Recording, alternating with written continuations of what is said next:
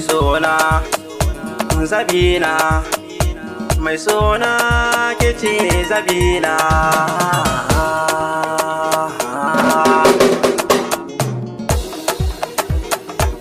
Tunani na ke ce mai sona, a mata babu kamar ki gona.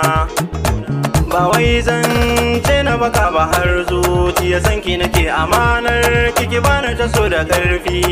Zana rike zan jajirce na zaman na gwarzo, zana dake domin bambarin ɓaci na ranki.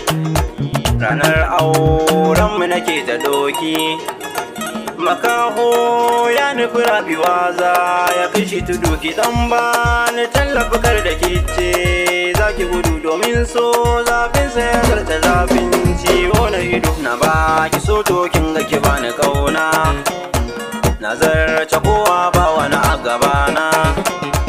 Hawaye bani bari ki zubda, zana tare abin san ka kai kai wasa rai. Ka sa ka tsare akan so komai kai ka zama dan tabari. Na sau miki kai na da raina, kalamai na ki jiki tunana.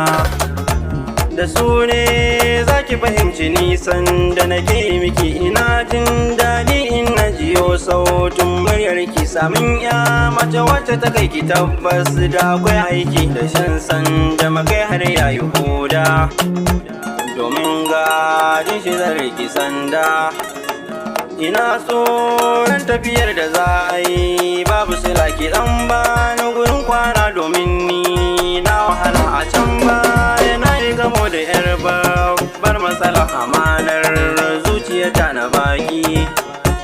Ga sakon so nan baki da baki, ni zanzam to miki tubali da baki. Sai a hanyar binki za ta zama na fes babu kaya. Da kin bani zuma na sha da daɗi zana tsaya. Ina so ki bani kular ki ke ma, samuna ki da nai ya kau da rama. Ko kin san kya zuciyata yayi gini da sauran na aka bani hange. Kike da wani ina tabbatar miki zai kwana ciki na jini. Irin kishin da nake a kanki, domin bambarin wani ya taɓa ki. Sai an ba da ruwa shukar da aka yi za ta daga mai duka. Da sanda za a karka kafin kalaka zan kashin makar auce a barni gaba na hanga. Da ke kadai ni zan yi rayuwata, gwanata ke na sayar a mata.